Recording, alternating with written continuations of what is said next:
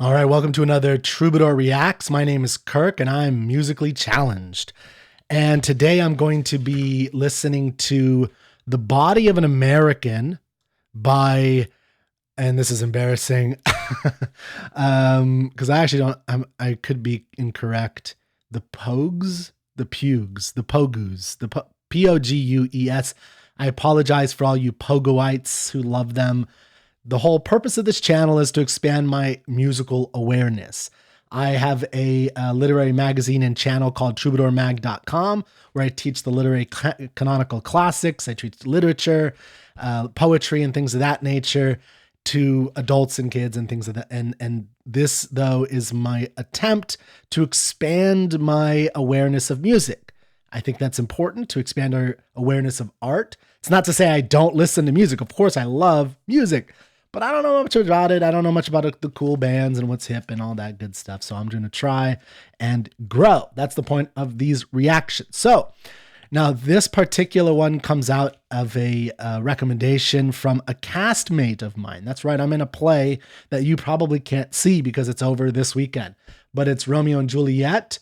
It's a big Shakespeare in the Park that is done every year. And I am playing the role of the prince. This is done by Austin Shakespeare.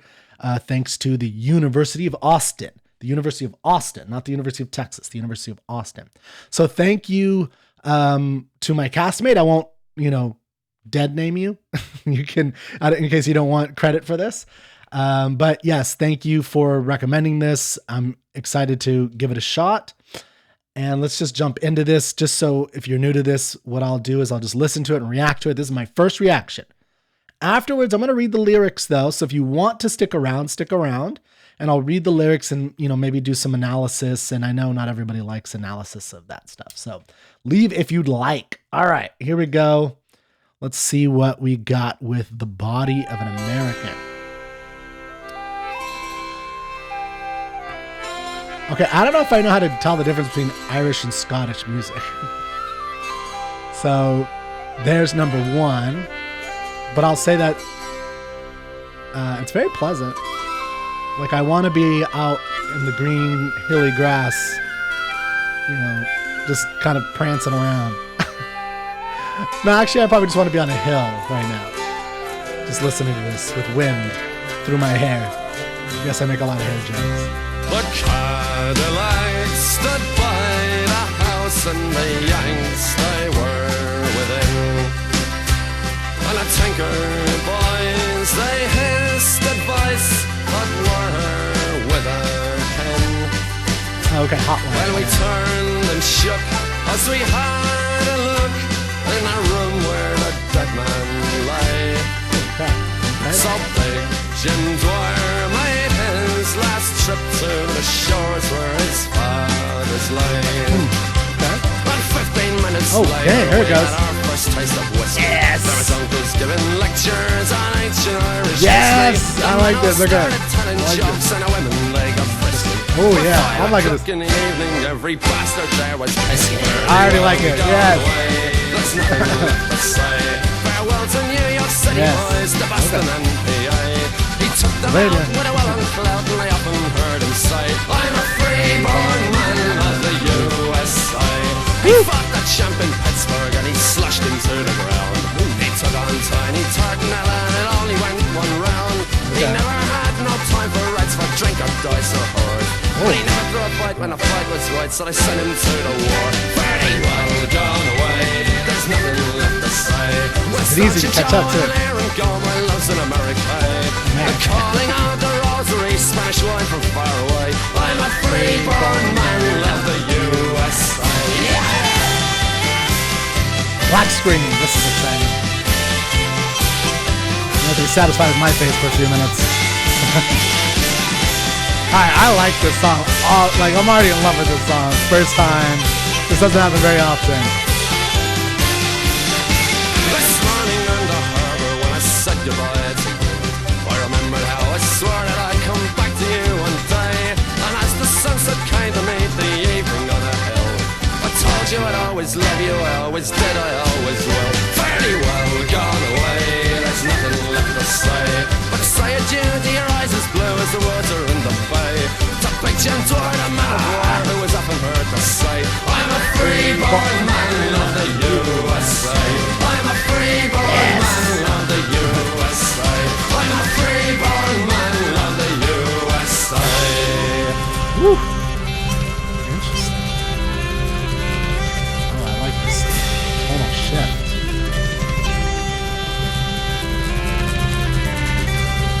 Gonna like move into Amazing Grace or something here.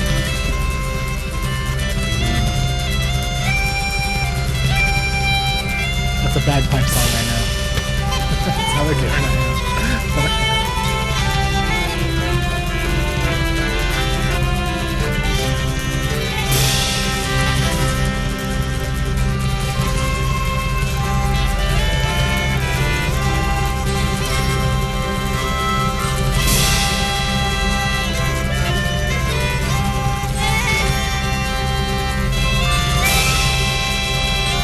Okay, now I want a Guinness. I have a show tonight. I probably shouldn't do a Guinness.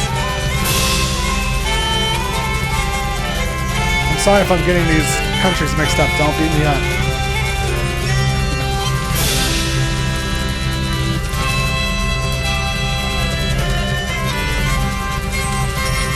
Just a black screen, baby. All right.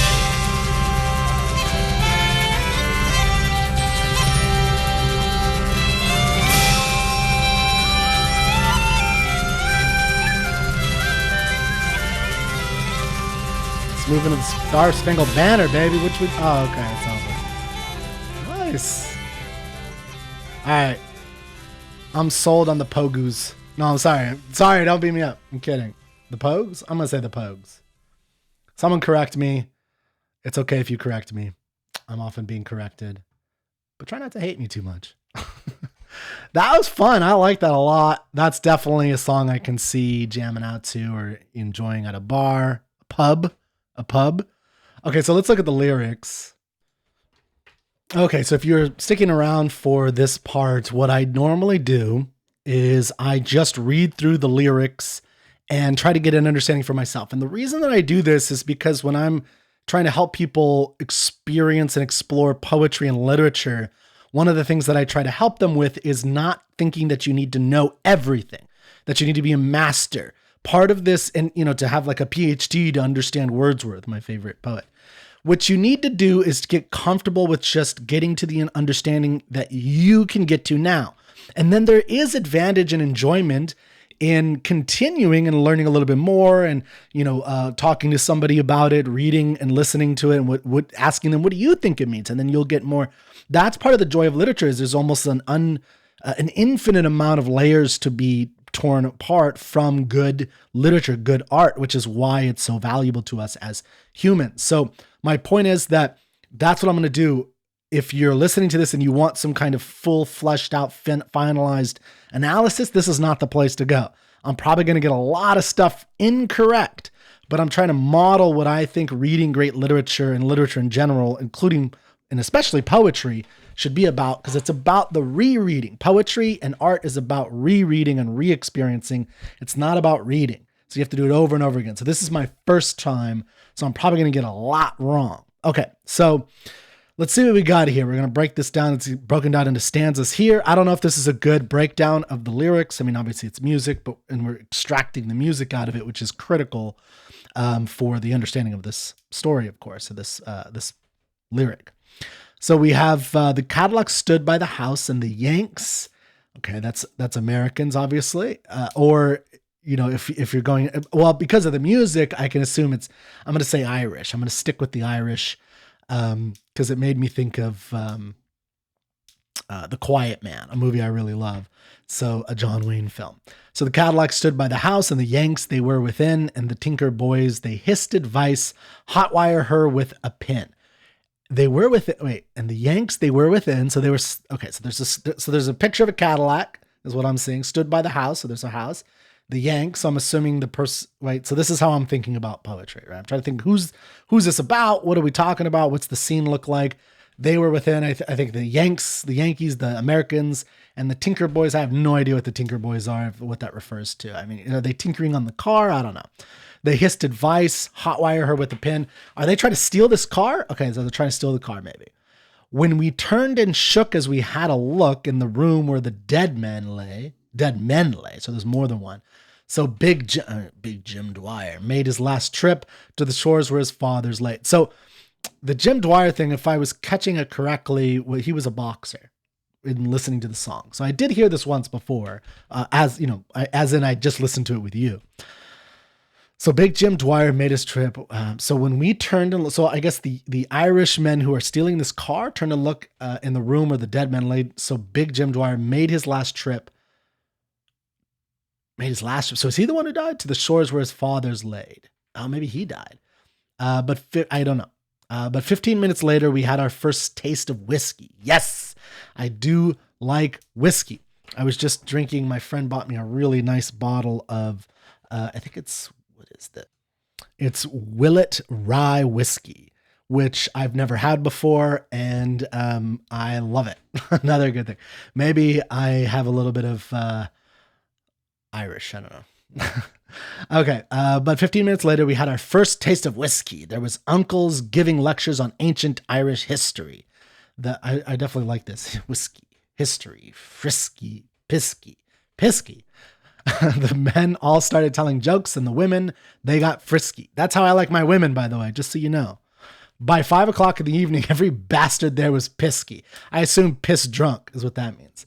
So this is a great scene. I like this scene set up, right? So you have these guys, I think they're stealing a car of some American. Again, I'm thinking Quiet Man. So you got this rich American and the people are messing with him coming to Ireland. And 15 minutes later, we had, I guess, the people trying to steal it. Maybe they couldn't steal it first. And then the uncles were there giving lectures on ancient Irish history. The men started telling jokes. The women got a little frisky. I think Ireland is where I need to go move to. I mean, is this what happens in Ireland? Like, that sounds like a lot of fun. That doesn't happen to me here, so I don't probably wouldn't happen to me there either. By 5 o'clock in the evening, every bastard there was pisky. I love that. Fare thee well, going away. There's nothing left to say. Farewell to New York City, boys, to Boston and Pennsylvania, PA. Say, PA, say, USA. He took them out with well-aimed clout. We often heard him say, I'm a freeborn man of the... Wait. So I'm losing the plot here. Fare thee well, going away. There's nothing left to say. Farewell to New York City. Is he like, so he's saying farewell to America. He took them out with but then he punches them. So I feel like there's got to be something about a back and forth between these two. Like, it's like the American is fighting them and he's like saying, I'm a freeborn man in the USA. He fought the champ in Pittsburgh and he slashed him to the ground. Okay, he's a boxer. So this is Jim Dwyer, the big Jim Dwyer. He took on Tiny Tartanella and it only went one round. He never had no time for reds, for drink or dice or whores, but he never threw a fight when the fight was right, so they sent him to the war. So he fought someone named Tiny Tartanella, and it only went one round. Did Tiny Tartanella beat Big Jim Dwyer, or the other way around? He fought the champ, and okay, I'm losing this one. Okay, what do you guys think? Tell me what you think is the meaning of the story. And I'll look it up afterwards too, but again, I'm trying to enjoy it. But even without knowing all this, the idea, like, you could still get a kind of understanding of what's going on in terms of, you got a fighter, he's fighting in Pittsburgh, he fights a small fight in with Tiny Tartanella, it only goes one round. He never had no time for reds. I assume that's commies, for drink or dice or whores, but he never threw a fight when the fight was right, so they sent him to the war. This has to be this is 1930s, 40s? Is this World War II? Okay, fare thee well, gone away, there's nothing left to say, with a slanty Joe and Aaron go, my love's in America. So he loves America, the calling of the rosary, Spanish wine from far away. I'm a freeborn man of the USA, yeah.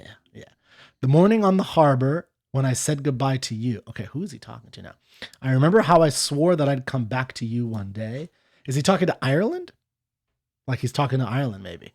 And as the sunset came to meet the evening on the hill, I told you I'd always love you. I always did and always will. I think this might be a woman. Again, for all of you who love this song and know all about it, this is me trying to understand it for myself. Hopefully you don't hate it too much. Fare thee well, gone away, there's nothing left to say, but to say adieu to your eyes as blue as the water in the bay. To Big Jim Dwyer, the man of wire, who was often heard to say, I'm a freeborn man of the USA, I'm a freeborn man of the USA. That's interesting. Okay, so overall, I'm not going to reread the whole thing again live. I'll do that afterwards for myself, but I'll just say the catalog. So you have the story of this guy. He's coming to coming to Ireland, I think. He's a boxer. I think he did really well. Maybe he had to go to the war. Someone died. Maybe a friend of it. I don't know who died. Last trip. But he loves America. Maybe he's okay. So there has to be something here about he's an Irish American. He's trying to make himself American, but also he wants to keep with his roots in Ireland. That's got to be kind of what's going on here. Fare thee well, gone away. There's nothing left to say. With a slanty Joe and Aaron go, my loves, and Aaron go, my loves in America. So maybe he falls in love with somebody in Ireland. I don't know. Okay, so I'm going to stop the analysis there. That's, I think, my first interpretation. And I'll go into it. But what do you think's going on? What's important? Like, why do you like the song? If you're listening to this reaction, I assume you like this song. Tell me your analysis. Talk about it in the comments. I think it's interesting to learn. Obviously, we can look it up online and learn from other people, and that's great. But I think it's also helpful in the appreciation and expanding of your own experience with art to put it out there or to, understand it and ingest it for yourself, which is what I'm trying to do. Okay. So if you'd like to tell me what kind of content to listen to, one, you can become a castmate with me in a future play and then tell me, and I'll do that, which is what this guy did. Or you can go to troubadourmag.com and you can become a member. And if you become a content curator member, you can actually tell me what songs to listen to. And you can also become a Literary Canon Club member, where we go through short stories, poems, drama, and the canonical works of Western literature. Okay, thank you so much, and I'll see you next time.